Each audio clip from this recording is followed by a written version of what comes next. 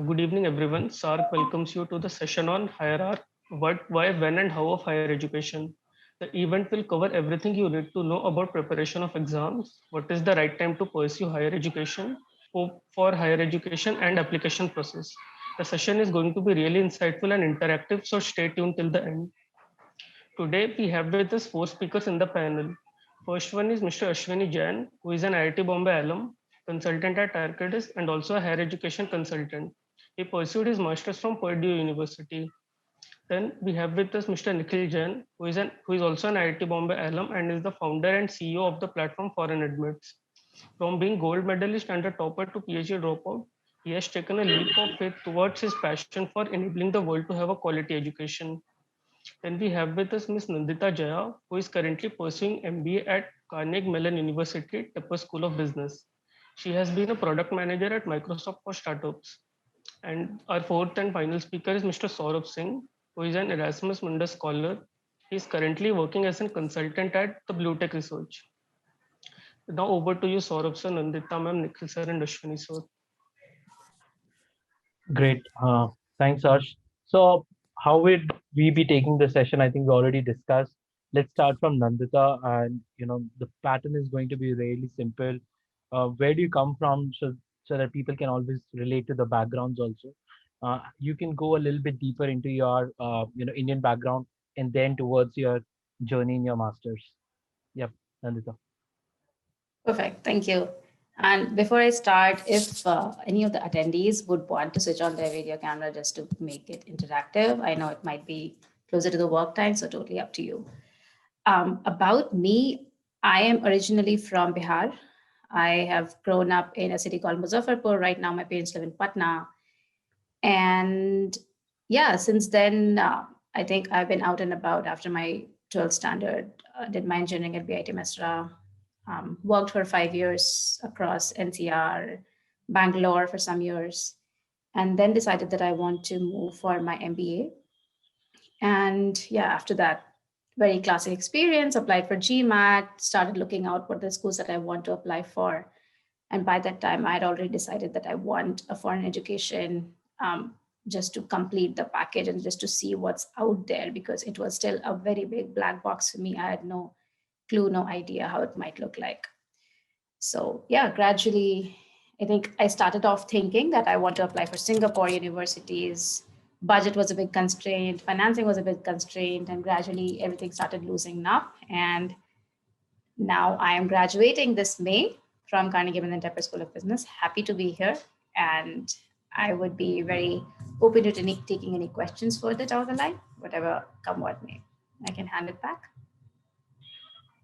Great. Over to Saurav, and then Ashwini, and then I'll take over.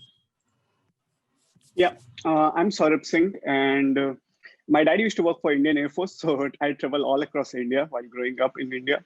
And then for my undergrad, I went to Galgotia College of Engineering. I pursued civil engineering. While doing my engineering, I did a couple of internships at IIT Delhi as well as IIC Bangalore. For my industrial internship, I went to CH2M, which used to, now it's takeover by Jacobs. And after completing my undergrad, I already got a PPO from the same company, and I worked for 2 years in Bangalore. I was working for Karnataka government and solving the water issue problem for Karnataka and Tamil Nadu with the river of Kaveri. And while working for that 2 years as a consultant, I applied for my master's across Canada and Europe. I got scholarships from various places like IIT Delft and Erasmus Mundus, and McGill University, but I decided to go with Erasmus Mundus because it had the mobility and the possibility of studying 4 semesters in 4 different countries. So I started my first semester in UPC Barcelona in Spain. For my second semester, I moved to Newcastle University in England. After completing 2 semesters, I took a semester break, and for 3 months, I did my internship in Germany as well as Uganda. For my third semester, I went to BTU Cottbus, which is in Germany, and I wrote my thesis with University of Toronto. After completing this 2 years master's program, I got a strategy consultant job in Ireland, and this job is completely remotely based. So right now I'm working from India, and next month I will be moving back to Europe and I will work from there. So that's a brief background about my journey. And in case if you want to know in detail, maybe we can proceed and we can deep dive into something specific. Over to you, Nikhil. Sure. So over to Ashwini now. So yeah, Ashwini. Hi everyone, this is Ashwini and I'm from originally from Jaipur, Rajasthan. And I did my BTech from IIT Bombay and graduated in 2015. And then after that, I went to US for my master's and did my master's in civil engineering. I specialized in construction management. And after that, I was working for a contractor and I was leading the digital and analytics team. Now I'm currently working at Arcadis as a consulting lead, where I'm managing a team and guiding multiple clients, having revenue from $1 billion to multi-billion dollars revenue, and working as an innovation consultant also in the same company. So have two primary roles, digital as well as innovation consultant. And as Nikhil mentioned, I'm also a higher education consultant and helping students in getting their dream universities. So that's essentially my background. Thank you to Great. Nikhil. Yep. Thanks everyone. So I'm Nikhil Jain. I've spent considerable amount of time at many IITs. Graduated from IIT BHU, came from Kolkata. Was an average aspirant. Got through IIT, got into BHU, did mining engineering. Was more of a research student. Had done a lot of stuff in social media marketing also. So have a kind of an overall balanced profile that we usually aim for. Not very good with academics earlier days, but then happened to get my PhD because of my passion and interest. Was with IITB Monash program. You guys must be familiar with. It's a dual PhD program with IIT Bombay and Monash. We studied almost for 3 years until I realized that my bigger goal is not PhD, but to help people who are stuck with their masters or PhD and not getting appropriate guidance to get through with the satisfied career choice. That's a very big term to say, like what is a satisfied career choice eventually. So that's something we are trying to explore at Foreign Admits. So yes, we have a pattern. We'll basically stick to a little bit more of a structured discussion. So first thing that we usually talk about when we look at masters, why do you even need to do masters or an MBA, or a PhD even? So I'll talk about from PhD perspective, and then you guys can probably quickly take up a pointer about masters and MBA. So for me, from my understanding, when you are looking at PhD, you need to be really committed to few things. Number one, a long-term commitment. PhD could be 3 years to 7 years, and that's where you need to have patience.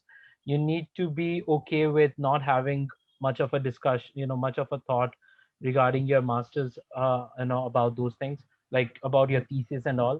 So it's going to be a difficult journey. You need to be really sure about research and problem solving, and it's not going to be like a quick job. Sometimes it's going to be slow and sluggish, but that's a part and parcel of life. Sometimes it's going to be a little lonely, and but yes, PhD is usually rewarding on that note. If you complete the PhD, that's a very big thing to be done, and lots of respect for people who have completed the PhD. And ideally, PhD is the most complicated process if you're looking to get into.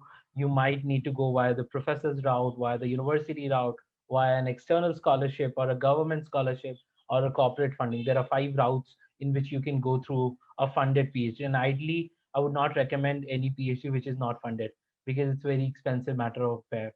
And you can do PhD practically from anywhere in the world. Australia usually gives a 3-year PhD. UK also gives you a 3-year fast track PhD. Rest others PhD are usually a little longer than 3 years. So that's from my side about PhD, and then probably for masters and MBA, you guys can take over, some pointers on that. Why do you even need to do a masters? I can go with the MBA journey maybe, and then I can pull in Saurabh and Ashwini. So for MBA, I would say that one very clear thing to think about is that when someone does an MBA from India versus when someone does an MBA from abroad, it's two very dissimilar, distinct journeys. So the first and foremost thing that I would want to make it like apparent to everyone is that when you're thinking about MBA, obviously, of course, start conversation with someone who's around you who has done an MBA from India probably, but quickly switch gears and try to reach out to people who have done their MBA from abroad. If we go deeper into how it's different, basically Indian MBA, you would have heard that right after your undergrad, you either go to MBA or maybe work for 1 year, 2 years, and then figure out that, okay, you're just interested in studying business. You want to be invested in business and strategies for the longer term, or maybe you want to switch finances. You want to switch to, I don't know, probably consulting. So it opens up a lot of scope in terms of recruitment. It opens up a lot of scope in terms of your future career options, because business understanding is a very broader concept which can be applicable in a variety of different segments. And before doing that, usually people have tunneled down in one particular forefront if they have not done their BBA. So it's mainly diversification, a lot of diversification. Having that decision early probably will gear you up for an Indian MBA, versus having that decision or having that understanding, having worked in a work culture for maybe like 3 years, 4 years, 5 years, and 4 to 7 years is the ideal work experience that one ideally needs for an MBA. But once you have worked that much, you figure out how the work culture is like at the office, what you enjoy, what you not enjoy, what kind of work culture do you want to create further as a manager later on, so on and so forth. When you have had certain kind of experiences, that's when it's really good to take a step back and decide, okay, do you want to eventually get down on the business side of things? Do you want to think strategically? Do you want to just think about what the future course of the company should be, why, like as a product manager, what the future course of the product should be like? So that would be a nice time to decide. If you are deciding then yeah, go ahead and think about an MBA. Some of the things that I would probably point out is that, one, there's a lot of misconception that MBA is all about maintaining your social presence. MBA is all about being a very good talker, just being able to captivate your audience or come what may. Might not be true for everyone, might not have been the same stereotype that everyone has heard, but I've heard a significant bit of it, that a lot of people say that, oh, it's not for introverts, it's not for people who are shy, it's not for people who are this, who are that. There's no restriction of that sort. If you feel like you are actually invested into thinking high level, then that's the kind of degree for you. If you want to go into the weeds and actually solve things, then probably not. So those are the kind of decisions that you need to make. And it's a lot about decision making, because after all, it's the same for every course. You apply for a exam, you study for it, you get ready with it, and then you understand how to write their essays, how to write their SOPs. And of course, MBA SOPs are very different from MS SOPs. You have to figure out those differences, but those come later in the cycle when you have decided and you're finally resolved that, okay, you are going to invest in this, right? So that would come later. But first and foremost, that would be the frame of mind that I would recommend to think in the lines of when you think about doing an MBA. Now I can probably pull Saurabh and Ashwini to loop in further. Okay, maybe I can go next. So for deciding to go for master's, there were three major reasons. The first was I was already working at the dream company where I always wanted to work. It was at Jacobs. It's one of the, it's the McKinsey of civil engineering. It's among the top 3 companies. But when I was working there, I felt like if I want to grow in this sector, probably I will need a higher education or a master's degree. And when I was working during that 2 years of time, I realized that there is a huge gap between engineers who understand data analytics and data science. So I decided to pursue a master's, which was a combination of hydroinformatics and water management. It had the subjects from civil engineering, water engineering, along with the integration of like data science, machine learning and all. So this is also kind of important, that sometimes you should take a break after completing your undergrad, do a couple of years of, get the experience of 2 years, and then realize and find out which is the specific area where you would like to specialized in, and then you can go for a master's or an MBA. Sometimes it also helps you to get the scholarship, because in my case, if I would have gone after completing my undergrad, I'm sure I would not have gotten this kind of a scholarship. So this was the one reason. Secondly, during my undergrad, I was participating in various international case study competitions, and I was going to Europe for these competition, and I was traveling, and I was always fascinated by Europe, especially because of Bollywood movies. Or maybe I saw Ye Jawani Diwani many times, and then I was always aspiring to be like Kabir. I wanted to travel all across the world, and I found this master, which was kind of some which had the capability to give me the similar kind of experience, like 4 semesters in 4 different countries, that too fully paid by European Commission. All the previous scholars from my program, they used to say that it's a 2 year paid Euro trip by European Commission. So that was one of the factor. And the third was, after completing my undergrad, I didn't go to tier 1 college universities like you guys, like IIT or any of the IITs or NITs. I went to Galgotia College. So I also wanted to have a good brand on my CV.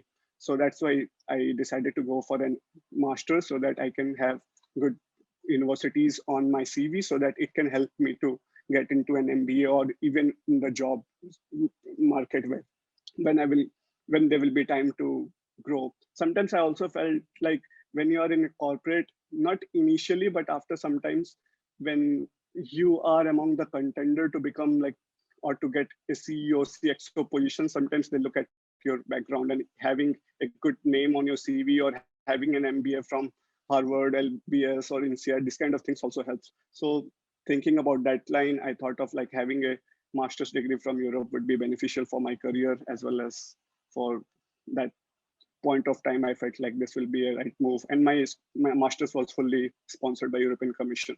So that was the 3 reasons I decided to go for a master's.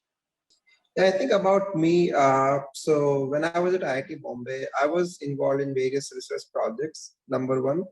And number two, I was also the founding member of Team Shunya. I'm not sure how many of you are aware of Team Shunya at IIT Bombay, but it's the first team which participated in a solar decathlon competition. And I was the founding team member, like which was the first team which participated in Paris. So we built a house, fully functional solar power sustainable house. And we built this house in India and then shipped it to Paris and built it again, assembled again in 10 days. So that's a primarily, background about the competition. So as a founding team member, I was also leading the construction department and was the uh, backbone behind this whole structure and everything. And when I was a part of that team or competition, that's when it occurred to me, or I thought like, hey, I'm interested in construction management, and I want to learn more about this field, and searched a little bit more about Indian programs, but couldn't find any good program. And that's when I decided to pursue this program from the US, and I got into Purdue University, which is like one of the best programs in the world in construction management. And I got double scholarships also in this university. One was from the university and another one was from the professor. And if you want to learn more about the scholarships part, there is another video on foreign admits platform, which I think I had like around 2 years or maybe 1 year ago. Like, so if you are interested to know more about the scholarships, like what are the various ways to get scholarships, go through that, video on the foreign admits YouTube channel, and Nikhil might share a link also. So for me, it's just the one reason I wanted to learn more about the construction management, and there was no good program in India, and that's why I decided to pursue higher study. I understand, guys. So I think primary reasons, one could be if you are looking towards a macro view of the business operations or the day-to-day industry operations, you can probably look towards an MBA, which doesn't give you much of the in-depth, but always covers the breadth of the operations. The other one, which sort of talked about, is more towards explorations, understanding, and then yes, if you have personal visions, Erasmus Mundus is definitely going to give you a lot amount of, I would say, scholarship funds to probably study at different universities. For masters, ideally people do masters for specialization. So Ashwini's point is bang on that. There are a lot many specializations which a lot of Indian universities are not having it, and it's also globally in demand. So that could be one of the reasons. But now let's get back to one of the basic of doing masters. You need to give certain tests, Okay, so the number one thing that we look towards is what kind of tests that you guys have given. What was the timeline that you need to have to give these tests? By what time at least people should have given these tests? And what could be the alarming time that, hey, by this time you should at least give your test? So give us a little bit insights about what kind of tests did you guys give? How was the experience? How did you prepare for it? How much time ideally it takes to prepare for the test? What kind of resources people should be looking at when they are making any test prep, decisions. So anyone can pick this question up. Ideally, I didn't give a lot of tests, so I'm not the right guy to tell. But Ashwini, Saurav, Nandita could pick it Yeah, up. I think I can take this. So it first of all it depends on everybody because everybody has different backgrounds, about their English and everything. So, but ideally, I have seen people, taking from 1 month to 3 months. That's the typical time that they take. And again, if you are from like maybe Hindi medium or like some other like not having a good English background, keep it around like 4, 5, or 6 months just to give GRE or TOEFL or IELTS exam. And so that's for US universities. But if you are going to Europe, then GRE might not be required. So look into that factor as well. And try to finish all of your exams by August. So if you are planning for higher studies, right now is the best time to start preparing for all of your tests, tests like GRE or TOEFL or IELTS exams, because SOP is the most critical component of your application process. And the reason being is SOP is the one that is a deciding factor in getting a scholarship. So again, I got double scholarships, almost like $250,000 of worth of scholarship. And that was because of my SOP, my application, that the immense effort that I have put into my application process. So finish your all the tests by August or at max, September, so that you have at least 2 months to work on your SOP. And then in November and December, like you can start applying in universities, and try to apply as early as possible so that it's easier to give admission also to universities, because later on they might be having limited seats and you might not be getting your dream university. So try to apply as soon as possible. Yeah. Okay, I think Saurav, help me understand what is the value of having test scores on your profile? Did you also give any tests? Yeah, so as Ashwini mentioned, for European schools, GRE usually are highly recommended, but it's not mandatory as unlike USA. So in my case, I didn't give GRE, but yeah, I appeared for IELTS around somewhere in the similar timeline around August or September. So that's a good time to give your exam so that you can have a couple of months to prepare for your SOP. But in some schools in Europe, like TU Munich or TU Berlin, sometimes they even ask for GATE exam for specific branches like civil or mechanical. But usually in case if you are going for European schools, GRE are not mandatory. If you give, that's really good. And if you have scored more than 320, you should definitely add them in your application. But even if you haven't given GRE, and still if you're wondering to get an admission, sometimes even in Canada and Europe, it's possible because I didn't give that. But usually in Europe, if you are going for an admission along with scholarship, they will take an interview, which you will have to appear separately. Interesting. So we talked about GRE. Nandita, what about GMAT? GMAT is definitely one of the, I would say, prime choices when people look towards MBA or MIM. So what was your GMAT plan? How did you give it, and what was your score? So my GMAT plan, and this is something very standard. One timeline that I would suggest is there is a website called ABA Crystal Ball, and they have very clearly laid out in one slide deck what should the ideal timeline be. Having said that, that's an ideal and by no means the only timeline that works. So I tried to follow that because I had kind of decided 2 years in advance, 2 years before I had to step in. So if someone applies for GMAT or starts preparing for GMAT maybe Feb or March of this year, which already passed by. But if you apply your first attempt by May, maybe you can check and decide whether your scores are good enough, and then probably give a reattempt in June. That will set you up for the first round of applications, which come in September, October.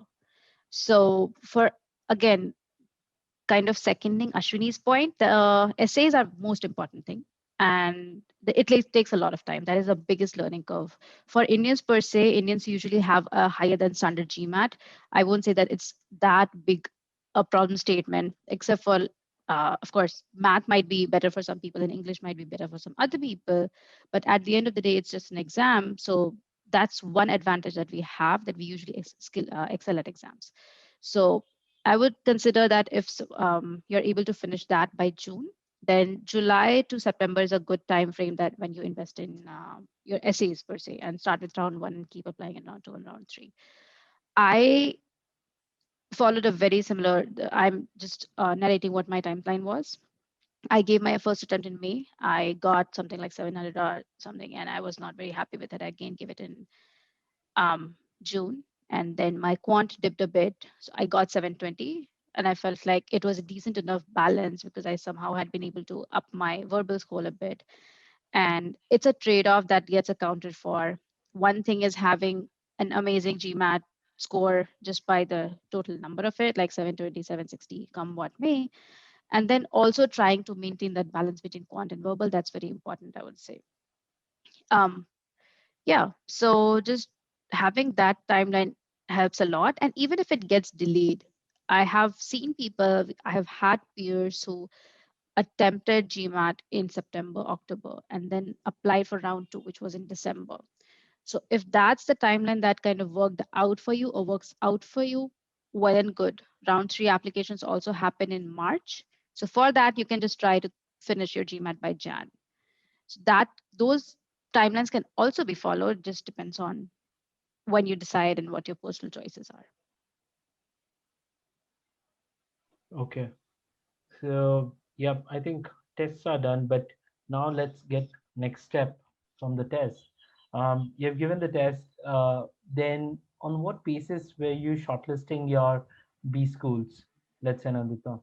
So, what were the parameters you chose on which you would have shortlisted, 3, 5, 7, B schools for you? So, how was the process of shortlisting a B school? And then probably we'll follow with Ashwini and Saurabh about shortlisting their university. Perfect. And I would just want to drop a quick note. Folks who are dropping a DM, you can feel free to use chat option and just drop questions publicly so that if we miss any of them in the meanwhile, we are able to tackle to them later. Otherwise, it'll be difficult to parallel process. But about shortlisting, when I started, the biggest thing that I thought was probably proximity would be a big factor to stay closer to my parents and stuff like that, and also finances. So I started thinking about Singapore schools because in my mind that was like a gateway to a global opportunity, that all the APAC headquarters are in Singapore. So that was my thought process, that okay, where does the global decision making happen? That was the space that I wanted to fit myself into. And Singapore was APAC's gateway towards the world. So that's why I decided, okay, Singapore is a place for me. And then I think towards June, I started exploring that, okay, what else is out there? When I would write my GMAT, I would just enter random college names because I was not very sure where I can go. So after Singapore, I started that, okay, maybe UK might be a good option because there is a decent amount of headquarters present there as well. And then a lot of people started pushing me that, hey, you can think about scholarships as well. You can keep that as a backup option. Why not applying for US schools? And that's when I started talking to a lot of folks who were studying in the US. And then I started thinking about what US schools would be a great fit for me. So by that time, I had also decided what would be my career path post MBA. What would I want to do? So the school choice is very intentional for MBA. The school choice is, of course, very intentional related to the career path that you want to switch to. So I wanted to remain in technology. So there were very few apparent options that, okay, these are the top schools for technology, just go and apply for those. And Carnegie Mellon was one of them because Carnegie Mellon, by the choice of it, it's tech heavy. And this was, I think, the only East Coast school. Every other one was a West Coast school because Silicon Valley is in the West and so on and so forth. So the major criteria, I would say, to start off the selection was definitely my GMAT score.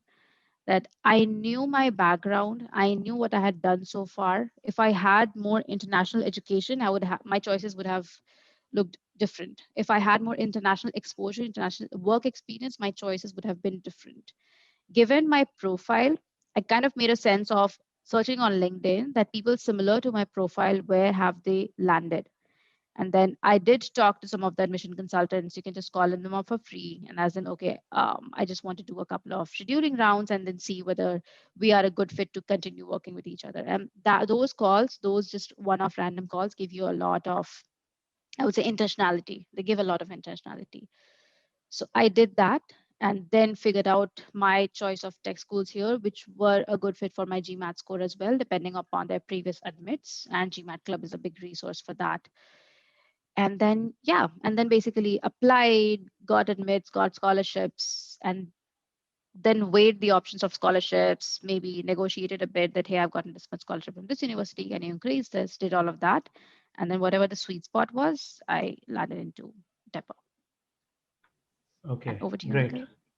Yep. So we'll take one interesting question before I jump onto, for the question with Saurabh and Ashwini, is for fall 2022 applications, because many of these students are going for fall 2022 admissions. What should be the timeline for each of these steps? So guys, we are going to discuss all of these. I'll just give you a basic. Right now, it's a good time, as Ashwini said, to go for your test prep, get your GRE or GMAT or TOEFL nailed right now. Try to score 8 in TOEFL or 110 plus in TOEFL.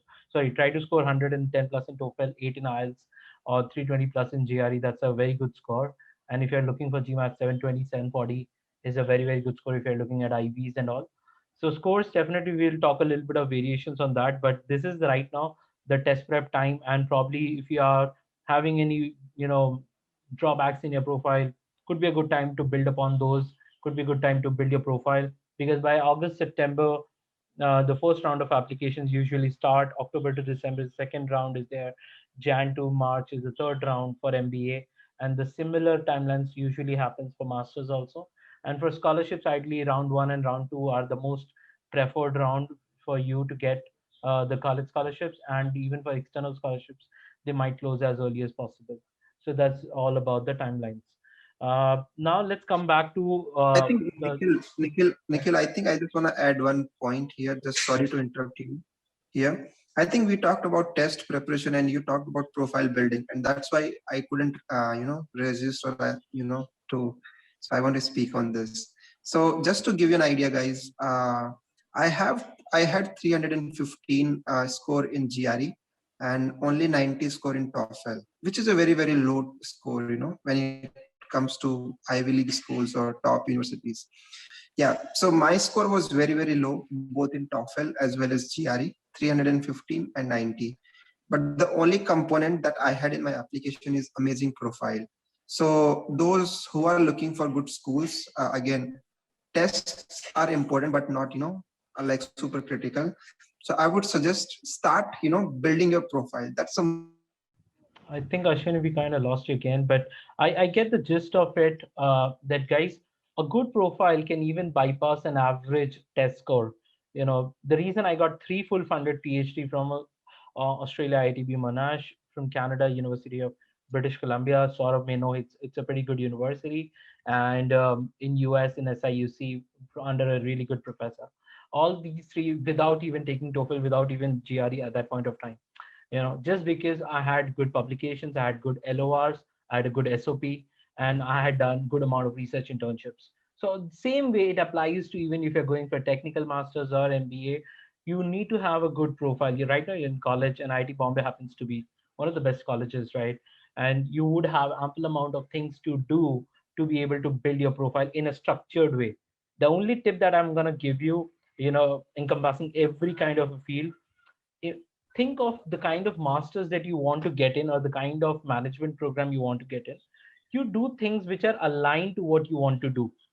Okay, if you're trying to get into an MBA and you are definitely getting into hardcore coding, then you are looking towards management, it would be a little bit of a jump.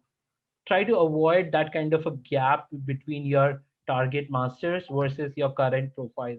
activities. Try to build certain alignment. It should be like a staircase, brick by brick, get closer to your management programs. That way you would have more synergy in what you are aiming to do. It would look more authentic. It would not look cosmetic like last 2 months you did XYZ to just showcase that yes, you want to go for a B school or you want to get into a master's in civil engineering or on those notes. So have a little bit of alignment on that. Okay. What can be called as a good profile? Yes, this is a very interesting question. What can be called as a good profile for an IIT Bombay student looking out for an MBA application? Okay, it's a little difficult one because IIT Bombay applicants would be a little competitive on that note. But I would say if you are doing certain things in management, leadership, volunteering, and if you have picked up certain, probably you have a BTech with a minor in entrepreneurship and management, you can probably do that kind of a course also. You can pick it up online courses.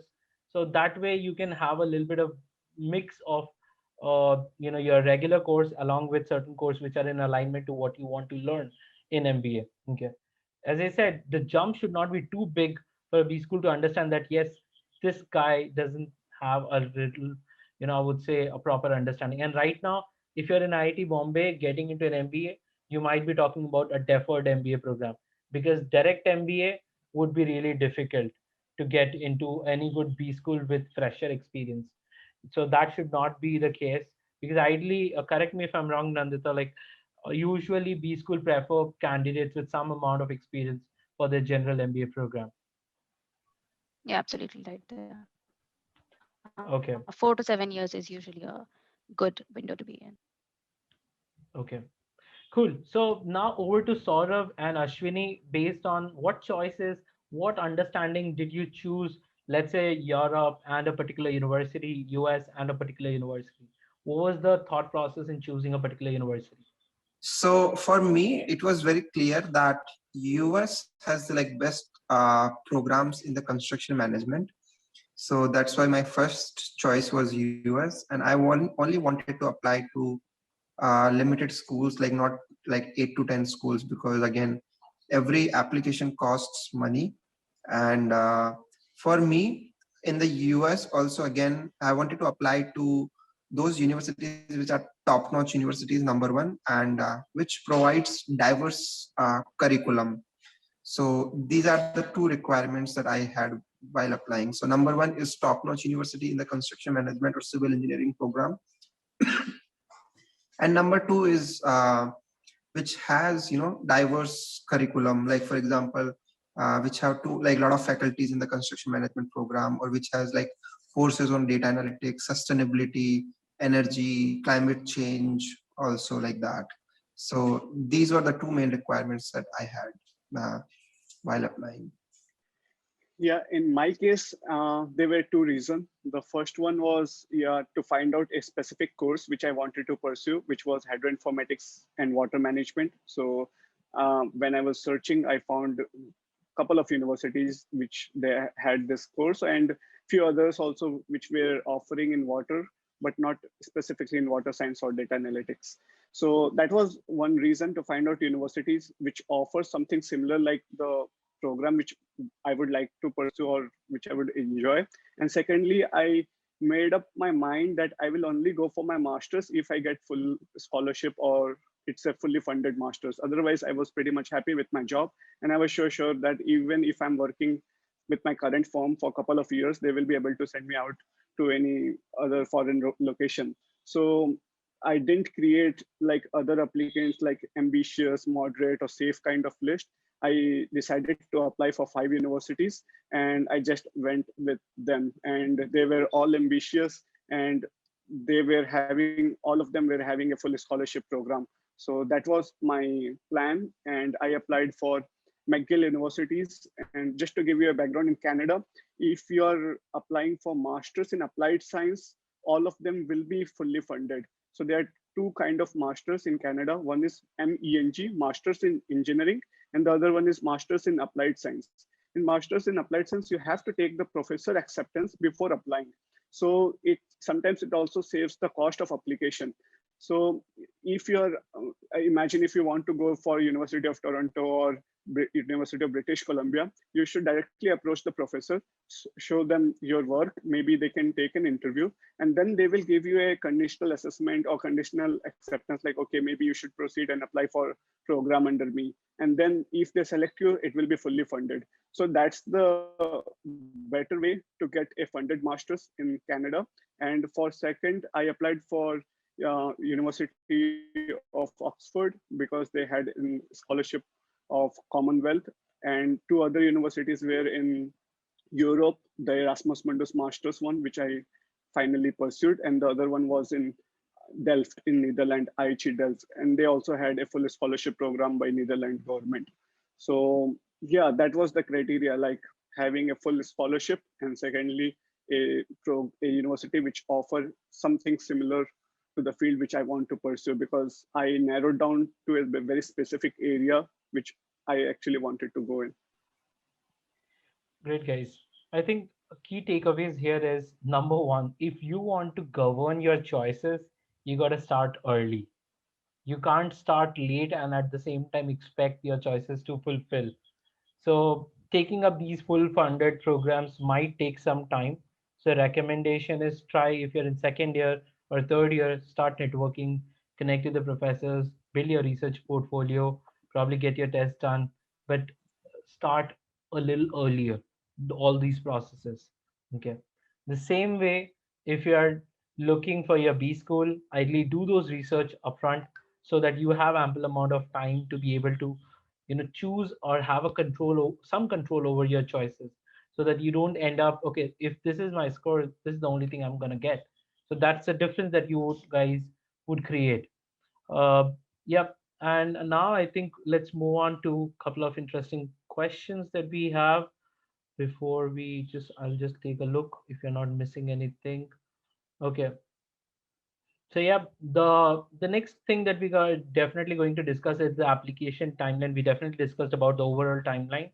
So how much does an application usually takes as a time frame, and what other things do we need to look towards when you are writing your applications? We're going to discuss that. But let's understand a little bit about deferred MBA program. Nandita, do you have any clue about the deferred MBA program? Should I? For international education, I would say no. I think the only thing that I distinctly knew about was ISB. That's Indian School of Okay. Business. Okay, guys, let me help you out. So deferred MBA program, when we are looking at it, it's you get an admission just after your college. You will not be eligible to apply after you spend a year, outside the college. So when you're graduating, probably in your fourth year or final year, that's the time you should be applying for your deferred MBA. You would secure a admit just like any other MBA program, but then you will be joining your university 2 years after the job experience.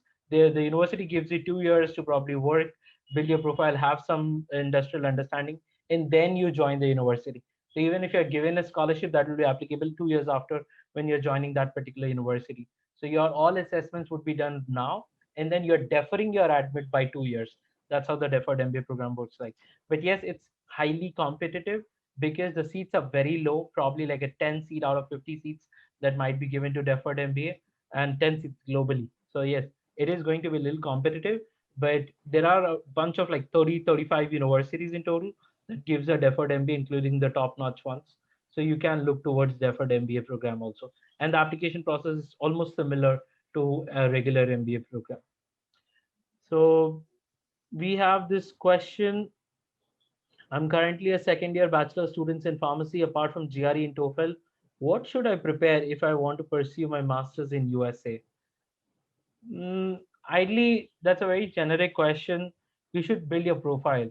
Okay. If you are probably writing your bachelor's thesis, try to see if you can publish that thesis in a conference or in a journal.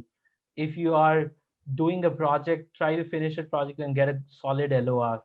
If you are doing if you're probably trying to do an internship, you are in second year. So I believe you would be doing at least 2 or 3 internship, including summers and winters. So try to get those nailed down. Okay. Utilize your summers and winters to do proper research internship or industrial internship, which should be fitting to your masters. Okay. And that's how you will be able to get through. And then do a little bit of networking with the professors. I'm sure IIT Bombay hosts a lot of professors coming from USA. might be seeing a lot of emailers. Try to meet them, try to have an e-meeting now. It's more easier for you right now to e-meet the professors. So let's come back to the regular flow, what we were discussing, application timelines. So I know test prep is gonna take 2 months at least. What does the usual application time frame looks like? Is it like, a week for you guys? How intensive was the application process itself? So give us a little bit of real experience sharing here, how your application process was when you applied. Process, generally it's a very lengthy process. Again, it's just not like applying to different universities, but it consists of preparing for tests. Number one, number two is then shortlisting universities, and then number three is like looking out for your research proposals. Like if you are interested to work with a professor, also then that's the number three. Number four is working on your SOP, because that's a very, very critical component of your application. So that's like number four. So ideally, if you want to, again, look at the total timeline, start again, there is no formula, but start as early as possible. I have seen many of my friends uh, who start preparing for their test as soon as possible, like in their second year also, or in their third year process, third in their third year. So, and try to finish your test by August, then give 2-3 months in your SOP, and when you work on the SOP, then search for universities as well, and then apply again as early as possible, because Canadian universities have early deadlines. Canadian universities have deadlines in October or November. I think Saurabh can also confirm that. But Canadian universities have deadlines from each universities. And then after that, once you apply to all the universities, then you can take some time to look at the research work of other professors also. Try to get to know what kind of research work that they are doing. Start applying or start sending emails to them that, hey, I really like that research work and all those things. Try not to send marked emails, but try to customize your emails specifically. Take time for each professors. So I know one of my colleague or one of my wingmate, he was only sending one email per day to one professor, and he was highly selective. He was like, hey, I want to read the research papers, and I wanted to understand, how can I add value to their research work. And so he got more admissions, or he got more admits actually, as compared to other people. So you can take that strategy. Yeah. So I think overall, that's the overall idea. But if you want to know more about, if you have any specific questions, then we can cover those as well. Sure. So I think the usual application process takes 1 to 3 months of your time if you're going slow. But sort of help me understand, when did you start for your Erasmus Mundus scholarship? You definitely got one of the scholarship which has a little bit external application engagement. So what was the timeline for Erasmus? Yep. So somewhere around June or July, I started looking for this scholarship. And first of all, I started talking to alumni who graduated from this program, like what is like this program is all about, what kind of companies I can placed in after completing and all. So in my opinion, if you want to achieve something very quickly, or you want to get a basic idea, you should always talk to someone who is already experienced those things, or who have already walked on that path. He or she will be able to give you the exact same things to do, and then they sometimes they can hold your hand and then just let you walk on that path, and that will be like a cheat code. So I was just talking to them, and then they told me about their experience, like, okay, you can do this and all, like where to do an internship and all. So after talking to them and having this kind of conversation, you will be having a little confidence also, that even if they can do it from the same place with the same kind of profile, then you also have the strength to do it. Secondly, you will have a good network with whom you can get your cover letter or CV reviewed, because till then, when you will be finalizing your application, you will be having a good connection with them, and then they will be happy to do that. And then they are the best people to review your documents.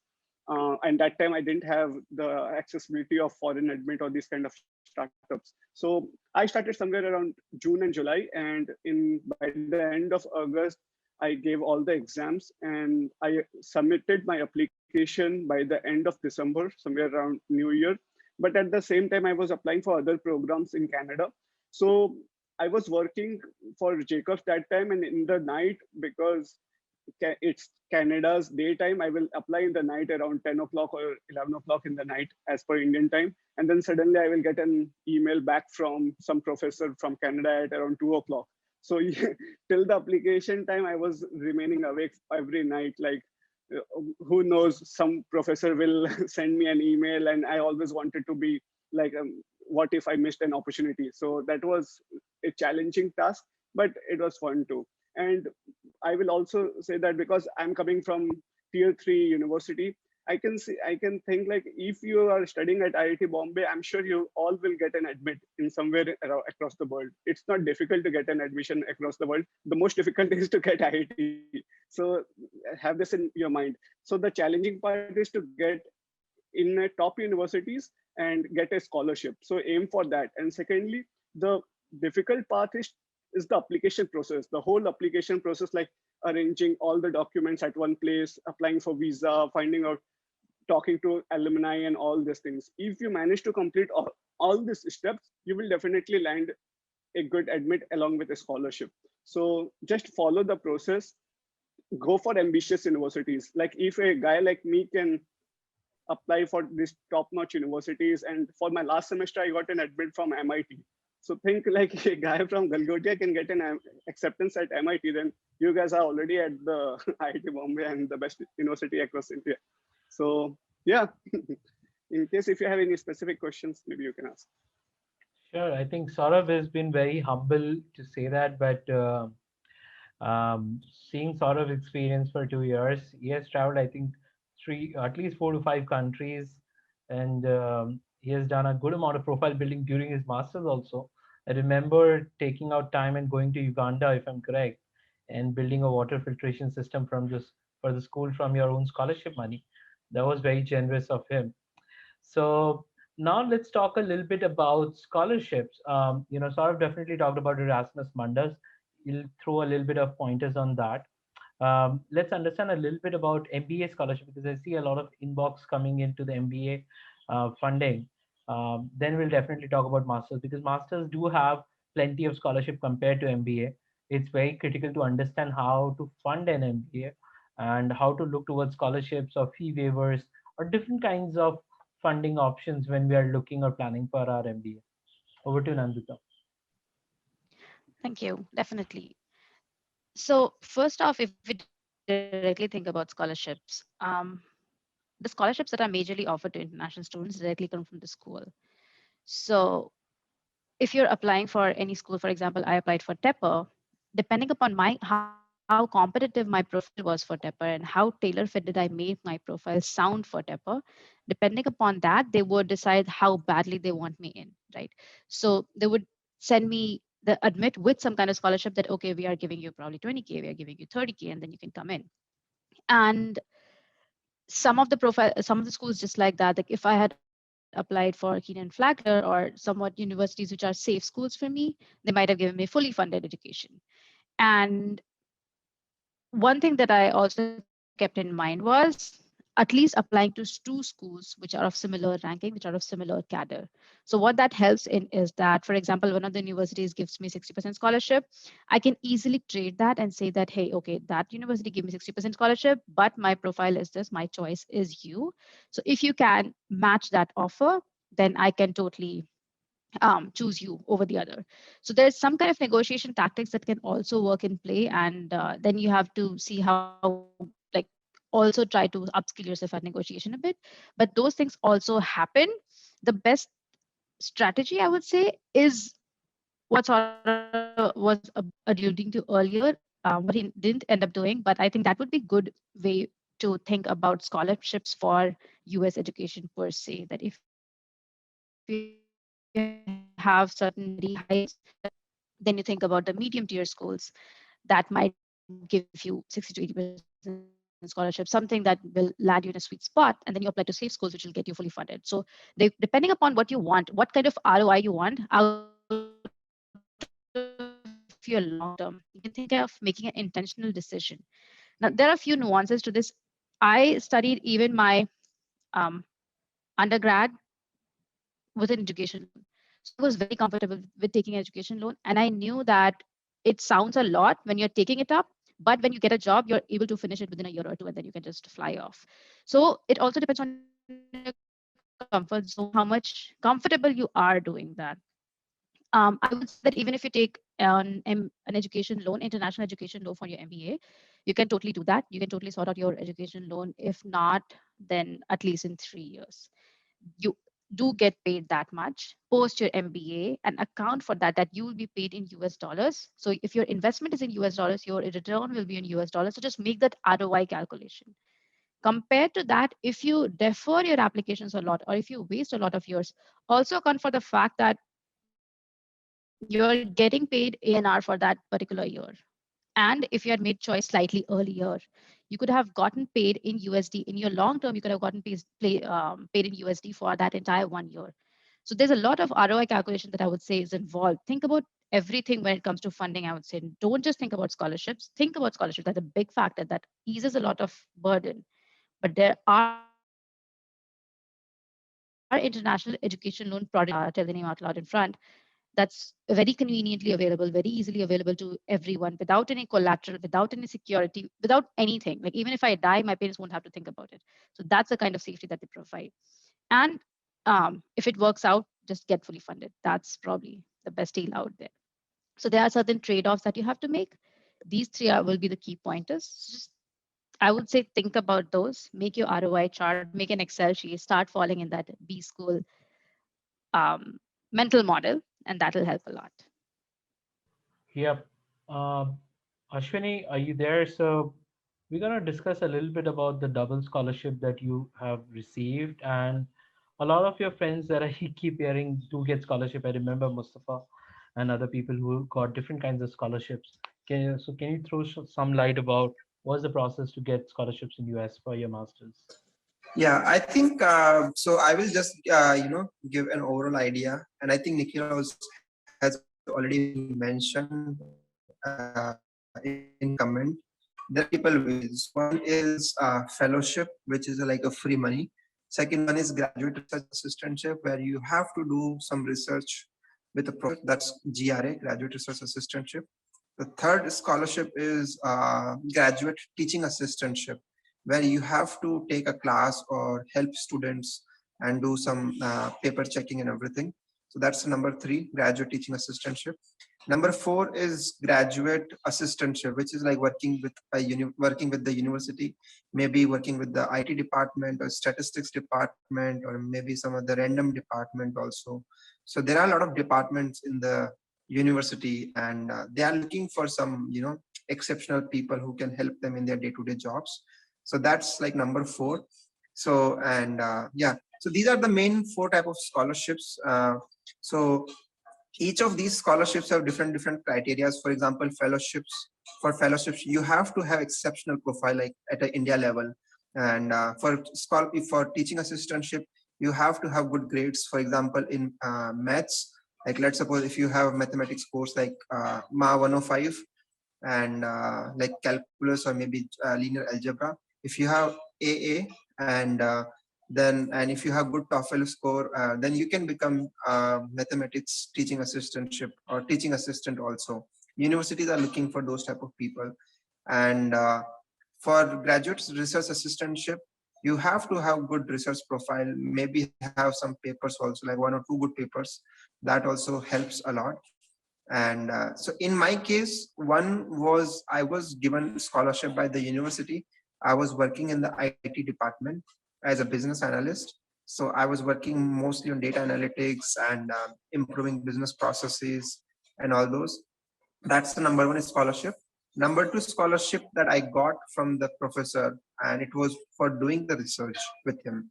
So these are the two scholarships that I received from the while I was doing my master's. Yeah, so that's pretty much about it. So and if you want to know more about these scholarships, the criteria and everything, And Nikhil has already shared the link of the video in the chat. Feel free to go through the video and then you will get to know more about the scholarships part. Great. So I think Saurabh mentioned definitely about Erasmus Mundus, but if Saurabh from his experience, because I think you have traveled the most countries in your masters than all of us. So can you share a little bit more about any other scholarship that you have seen is also making sense for students to apply at early stage? Yeah, similar like Erasmus Mundus, there are other scholarships in UK. One is Commonwealth and then Shivings. And in other countries also, in Germany, there's DAD. And in France, there is IIFL scholarship. So there are a lot of scholarship. Sometimes you just have to Google and then find out the top 10 in scholarship across the world and then start your application with that. But I find Erasmus Mundus a really good one because in this you don't have any kind of bond like in Commonwealth or Shiving. Sometimes you have like there is a bond that after completing your education of 2 years in UK you have to come back to and work in India for a couple of years. But in Erasmus Mundus everything is covered. Like think about like everything like from your flight they will pay you enough money that you can fly in business class. Then every month they will pay you 1,000 euro, which is sufficient, somewhere around 80,000 rupees. Your health insurance is covered. Then in between your masters you will do internship which will also be paid. For your last semester you can do thesis with some company or some universities, and again you can get scholarship for that. I went to University of Toronto and they gave my tech scholarship, so that was something different. So in case if you want to explore different countries, want to learn about their culture, language, want to travel, and at the same time learn about your specific subject, I think Erasmus Mundus is one of the best one. But there are similar other scholarships like Fulbright and other scholarships which I mentioned. Absolutely. I think there is no end to scholarships. And one interesting thing that I can tell you guys, I was one of the very fascinated kids, like all of you, who always wanted to study with full funding. Unfortunately, I didn't get my master's, but at least I got my PhD funded. Uh, at Fortnite, what essentially we do, we have a separate segment, we have a separate blog channel listed only on scholarships. So we cover roughly around 9,000 plus scholarships on our scholarship portal on foreignadmins.com/scholarship, or else you can go to our blog where we describe how to apply to these scholarships. We have also videos listed about application process for each of these scholarships, because some of the scholarship application process might be a little tedious for you, and I understand you might be applying for the first time. So you can probably check that out and you would get at least an access to 500 plus top-notch scholarship listed on our website. But now let's talk about, it's not easy to get scholarship. The moment we talk about scholarships, we always think about the competition because everyone wants full funding. How many of you want to study full funded? Just say a yes or no in the chat. Let us understand how much enthusiastic you are for your full funded masters or your MBA. And trust me, even MBAs are full funded, though it's very, very limited. But we have a mentor, I can't remember the name right now, but she got her 2 years MBA for full funded. Okay, so you can eventually even go for your MBA or masters or PhD full funded. Just show me your interest. If you are planning to get a full funded masters or MBA, you can definitely look for. Yes, Arunima. Arunima got her MBA from Kelly as a STEM MBA, which is again one of the very top-notch MBA schools, and that too for full funding. So you can definitely look towards a full-funded MBA program. But now, very critical thing and something which we often miss out, in the rush of getting masters or PhD or MBA, is our profile. A profile is something which is a little bit irreplaceable or irreversible process, and it's actually your 4 years or 5 years of your college journey, which will not come back. You still have going ahead time to invest to build your profile, but why not build it now when you know it? So profile building is something really, really critical. I think, Saurav, starting with you, what are the few things that you did in your undergrad which you feel has actually led to a good profile, for professors, for scholarship committee, for the grad committees to look at? What are the few highlights that you want to, pick it up and probably give advice to the students? Yeah, I will explain everything in detail. But first of all, I would like to say that, do you know, in my first year, I was a campus ambassador at IIT Bombay for their car. program, and my job was to post the posters across my university. So I was pinning down all the posters which was sent by IIT Bombay and their entrepreneur cell. So that was the first position which I took in first year, a campus ambassador one. And yeah, so you have to start from somewhere. So I started from campus ambassador. I was campus ambassador for IIT Delhi as well as IIT Bombay.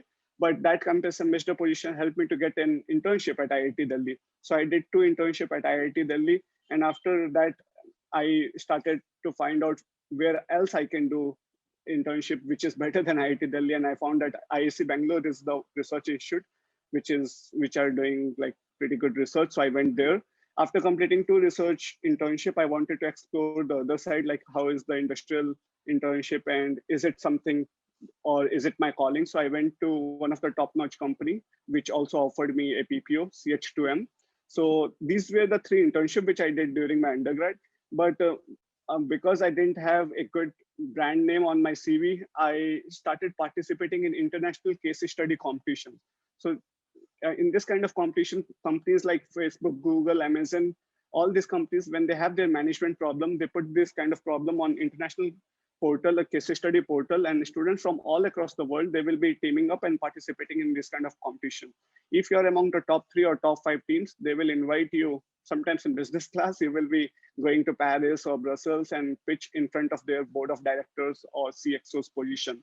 So I participated somewhere around 18 competition. I lost all of them, but somewhere around 19th, my team got shortlisted among the top 3 teams. I went to Paris, presented my idea in front of ALD Automotives and Society Journal.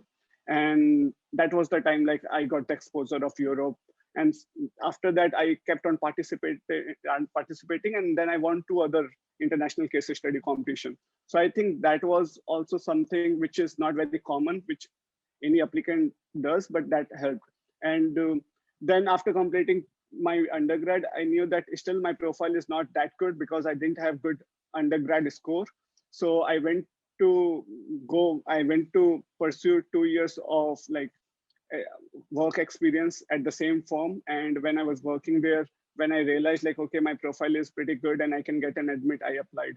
So you have to be a little strategic, like, okay, when is your profile good? And sometimes even if you don't have good CGPA, you can compensate it with doing something else, which I did, like participating in case study competition or taking up other kind of responsibility. And don't worry if you're not getting like on the day one itself, you won't get a fully funded research internship in EPFL or MIT or Stanford. Start with something like internship at IIC or somewhere around across India in second year. And for the third year, you guys should apply for foreign internships across the world. And then you will be keep on building your profile. And after completing your internship, try to publish that research paper in some good journal. That also helps if you are going for a master's. So, yeah, I think having a good profile is really important. I believe Nandita is here on the call. So, according to you, what are the few pointers in the profile that really matters when you're applying for a B school? Which student right now can probably build in their college days? So for B school, I would say the best thing to think about is probably diversify your profile as much as possible. What I mean by diversification is, for example, I was an engineer by profession. I was doing a bunch of software development. And if I keep doing that, or if I keep doing just that, then there is nothing in my profile that shows that I can take more responsibilities or that I'm proactive or that I have leadership abilities. So that's what diversification helps with. It shows that, okay, you know what stuff you're passionate about and you can take charge to go forward in that direction and do something else about it. So again, another example for that, one thing that I was really interested about early in the days in my undergrad as well as post my undergrad when I was working is I loved getting involved in policy making. So at multiple points of time, I either did associate work or either did governance consultant work when I was working with policymakers to analyze the policies, public policies that are already existing in Indian government, and then trying to think about how to improve them. So I would just say that figure out what interests you. That's not the only way. A lot of people, what they do is probably participate with some NGOs or participate with any kind of extracurriculars. That would be a great way to think about it.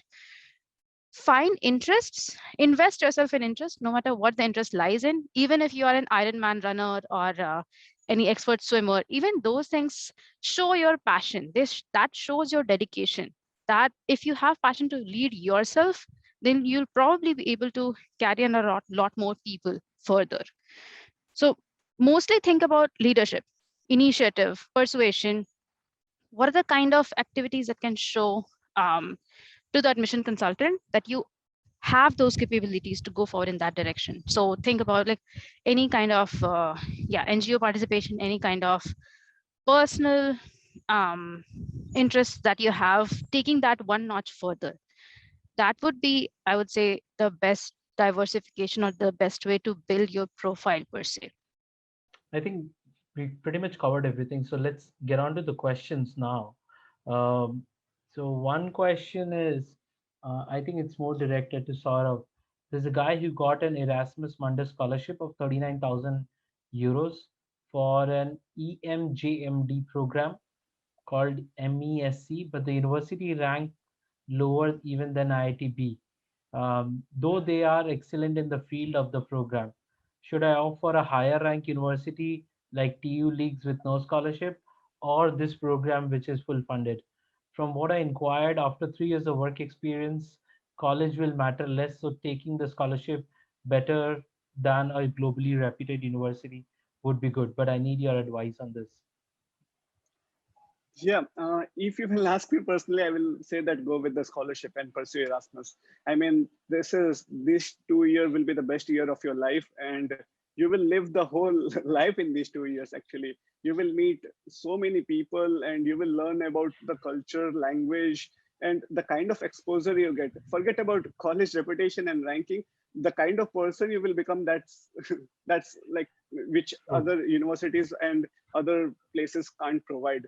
So I will definitely advise you to go with that. And just imagine like which other job offer or university will allow you to study six months in one country. And when you're Erasmus Mundus scholar, you can get visa for other countries very easily. In immigration, during immigration, just say that you are Erasmus Mundus scholar and they won't ask any question because you're funded by European Commission. And the kind of like parties also they organize, and the languages you will be learning, the kind of people you will be Yeah. meeting from all over the world. So I think you should definitely go with that. And the reputation wise also, in case if the university ranking is not good, but Erasmus Mundus is something which everyone knows in Europe. So some companies look at this particular word Erasmus Mundus, and then you will be having a good exposure and you can get a job there. So don't worry about too much about Absolutely. I think ranking I'll of the. give a very relevant example here. So there was a student whom we were mentoring for one of the courses. He got through two programs, one not funded but in the top-notch university, one fully funded in a little bit lower rank, like 20, 30 ranks lower than that university. What guess what he chose? Probably a funded one, right? Yes, he chose that one. He not only published a couple of papers, wrote even book chapters, did patents, travel all around the world, built a solid profile, and now is working in the world's #1 mining company. So if you're financially free, you have a lot of wings to do things in your life. If you're financially under the burden, you are on a track to repay your loans first and then think of something else. So your creativity, your risk-taking abilities would go down to some extent. And again, Erasmus Mundus itself is a big brand. If you're going through Erasmus Mundus as like sort of followed a path, you can probably do semester exchange and can study at different universities. And you can probably unlock even an MIT, just like sort of on that note. So again, highly recommended if you're going through Erasmus Mundus, don't take a second thought. Probably it's a good choice. So one interesting question has been asked, and I think it's a very simple answer to it. If you are in a 5-year dual degree program in the first year, right now your task is just to build a profile. Don't think of MBA, don't think of masters right now. First think of what opportunities can you get in life and how can you capitalize on that. Just think of that. If you build a solid profile, getting into B school or getting into a technical masters is not a difficult thing, honestly. We guys belong to the pack like you are. Okay. So we know that this is not going to be really difficult. Right now in first year, how can you build a good profile? How can you get a good internship? How can you get a good research assistantship probably in future? Or first, how can you learn things? Because you're in first year, you got to learn a lot of things first. Okay. So look towards learning, you look towards volunteering if you want to build a profile. Erasmus Mundus is available for MBA program also. That's very interesting. I'm not sure. uh, No, I would have no. applied for that, but unfortunately, yeah, even I'm looking for an MBA. Probably I will be targeting INSEAD or LBS. So the answer is no, actually. No. You can find a few courses which are, I mean, pretty similar to courses which you will be taught in MBA, but not specifically an MBA degree. Absolutely. Yep, you can probably look towards ancillary masters in different kind of management programs, but I'm not sure Erasmus Mundus is meant for an MBA. For MBA, ideally, you can look towards I think Dhirubhai Ambani Fellowship, Knight and SA. These are the kind of fellowships or scholarship programs that basically funds 80 to 100% of your MBA. You can look towards that. What kind of PORs should we go for in technical masters? Ideally, if you're running a technical club or a niche club, let's say for earth sciences, we had certain different kinds of club. I was a member of that. SPE club, your technical societies, college clubs. So those kinds of programs you can always look towards. Okay, after having 7 years of work experience in India, can I also be eligible to apply for higher studies? Is there any issue with such age gap?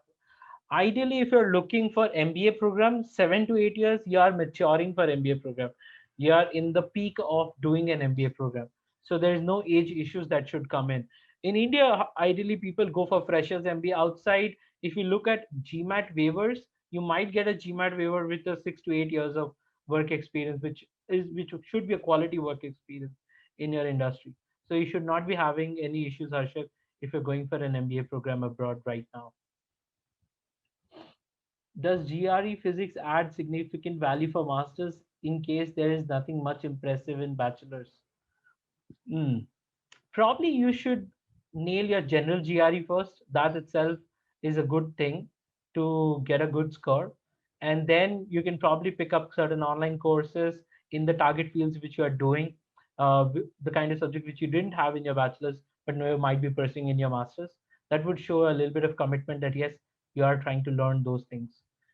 Okay. Does 2 years of work experience in a similar field help for technical masters, Saurav?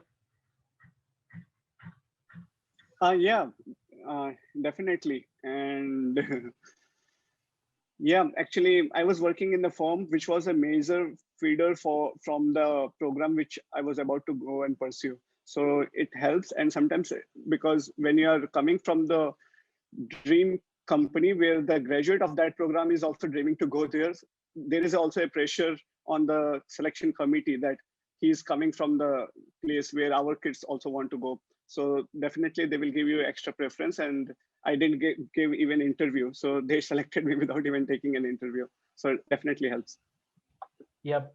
Ideally, you should be doing your work in the field in which you are going for your master's. That would add as a plus point. If you're not doing it, that might not give you a plus point. Certainly not a negative pointer, but not giving you a plus pointer on that one. So, okay, guys, I think this is it. Thanks, Saurabh. Thanks, Ashwini. Thanks, Nandita, for coming out on this short notice. And thank you, IIT Bombay Janta, for the session. Over to Harsh. Yep. One question is, yeah, so can you put some emphasis on career options after foreign MBA and difference between Indian MBA and foreign MBA? Okay. Is Nandita there on the call? Nandita? Yeah, I am here. So the difference is, I would say, comes from two approaches. One, the perspective that people have who are going in the MBA. So majority of the people that you would find around who are doing Indian MBA will be of lower experience bracket. So the intentionality is very different. They are still figuring out what they want in life. They are still figuring out what kind of majors they want, what kind of career choices you want. And then they kind of do that on the go and on the fly. And probably I've heard of a lot of Indian MBA students also switch careers after their MBA first job. So from that perspective, when you come to foreign MBA, of course, as Nikhil and I mentioned earlier, the experience bracket is bigger. You kind of know what your hits and the misses are. You kind of know where you want to go. So you always think 5 years down the line. You don't think 1 year down the line. So that intentionality is very different. Second thing I would say is from a school perspective, that Indian MBA, of course, prepares you for, I would say, um, of course, it provides like pan India visualization. And if you have to scale globally, I would say that you'd probably have to wait more number of years, or you'd have to chart another career path in order to make sure that you are present on a global footprint. Whereas a foreign MBA, if it's in one of the gateways, and by gateways, I mean, for example, Singapore or maybe US, then you would directly get that access in the first job that you get, that you'll be able to have that global exposure. You'll be able to work with multinationalities. You'll be able to work on problem statements which are not restricted probably to US and Singapore respectively if you are studied there. So that scale will be different. So MBA, I would say, whenever I think of MBA, I just think of post MBA career choices. That's what MBA prepares you for. The most important MBA learning is probably working with people, leadership, just collaboration. It's very soft skilled oriented versus hard skilled oriented, what we usually focus on in our undergrad. So those will be the differences, key differences, I would say top level differences that happen when you think about Indian MBA versus international MBA. Interesting. I think one very simple way of looking at it, if you're going to an Indian MBA, ideally your choices would be IM, ABC, or maybe L or I on that note. That's one other thing. No disrespect to other IMs, but ideally these are the choices that students usually look at, or at ISB. ISB is certainly one of the very good MBA programs. And Indian MBA, the test preparations, the selection process, it's a little bit different than what a global MBA looks towards. It's a holistic way of looking at it. That's what the first stage of difference that you will see when you're looking at a global MBA. They don't just look at your class 10 score or 12 score or your CAT score. They basically look at the overall profile. Your prompts, your essay prompts are very seriously looked upon. And so those are the things that the first point of difference that you look at. Secondly, opportunities. Definitely you get a work visa for 3 years, 2 years, and that basically opens up at least a global experience. With, if you compare from the statistics, most of the even IIM guys struggle with that, and that's one of the reasons. If you see the pattern, IIMs, MDI, these are the IIM Ahmedabad have started exchange programs with French B schools just to enable their students to have a foreign B school experience, or a foreign cultural experience, diversity experience. So those are the things in which usually even the Indian MBAs are now looking at. So if you have a chance to get into a global B school versus an IIM, I think IIM is brutally competitive, then compared to a global B school, which still evaluates you on what you are and what you want to do. Okay. So I think it's a hard stop for us. Also, any questions that you guys have, please feel free to write to us. For all the speakers, thank you very much. I'll keep taking maybe a couple of more questions. But Saurabh, Nandita, Ashwini, glad to hear from you. All the people, thank you so much for joining in. You can go to our website. I think a lot of people have asked about our website. I'll probably drop it down here, our website link. You can probably go here. Yep, you can go to foreignadmins.com. It has plenty of things. We have a skill gap identifier tool. Probably you should check that out. If you're into mechanical, going for a particular field, what are the skills that you need to learn? We have built a tool. You want to explore scholarships, there are tools on that. And I feel if anything that you still need, we do provide mentorship sessions on the platform. I'm there. Go book a first free call with me. I'll be very happy to help you out with any other questions that you may have. So thank you guys. Thank you everyone. Over to Harsh. If you can finish the session. So like if you have some like 2-3 minutes, then anyone could unmute and ask the question. Yeah, hi. I'm audible. Hi, Rohit. Yep, you're audible. Yeah, so I am a computer science graduate from IIT Bombay. Have been working in Goldman Sachs for last 1.5 years. So I want to move out of the computer science field altogether. I was more interested in aerospace and mechanical, but due to people forcing, I took computer science in IIT Kharagpur, and I would have taken aerospace in Bombay or mechanical in Bombay. So I am repenting that, and I want to change the field and want to pursue the basic sciences, for example, anything in applied physics, applied mathematics, or anything like that. So what is the scope for that, and what is the things that can be done now to convince the university that yeah, this person is worthy of a seat, although he belongs to a different stream, but can be taken. Brilliant question. I think the session's merit would lie on this question itself. So I'm sorry first for what has happened. I think that's a story for all of us who get into IIT. We don't get a lot of choices to make. But yes, if you're looking to shift your field from computers to aeronautics or aerospace engineering, first understand what are the subjects that you don't have, and if there's a way that you can do a couple of online courses on those subjects, that would first lay down some foundations for you to convince the grad committee that yes, you are committed enough to get into that stream. That's the number one thing. Number two, if you can find some research work that you can read a little bit about and probably prepare a review report and look towards, and I'm not talking about mostly about full funded programs. You can write to the professor, talk about what you want to do in your research areas, and that's one of the reasons you can probably get into a grad school, because again you come from a good school, and people do understand in bachelor's that you don't learn a lot into the depth. That's where the masters come in, where you get into the depth, but the basics needs to be first cleared upon. So ideally, number one, online courses. Number two, maybe do a little bit of readings in the kind of areas that you want to go in. If you have done all of these two things, then best is connect to a mentor in aerospace who have graduated or is studying there.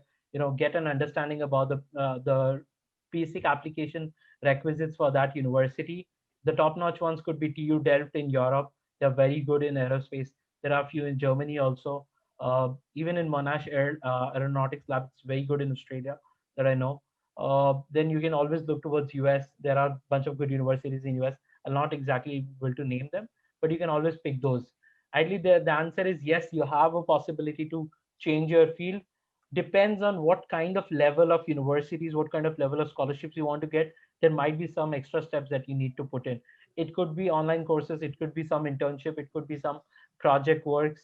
It depends on the level of difficulties that you will encounter. But ideally, with a couple of online courses, you will be set in your path. You should be able to get through. There might be certain subject requirements that the professors, if they like you, the grad committee like you, they might ask you to do those courses in your first year of your masters. So that should be also possible. So nailing down your GRE would be really critical here, because that way they would be, in a neutral way, would be able to identify your aptitude, so that you will be able to compete and learn those subjects in near future or not. I hope that answers your question. And then Yeah, if you it get did. a mentor, probably we can help you at Foreign Advocates. We have a lot of really good, I think aerospace and civil, we have tons of amazing mentors.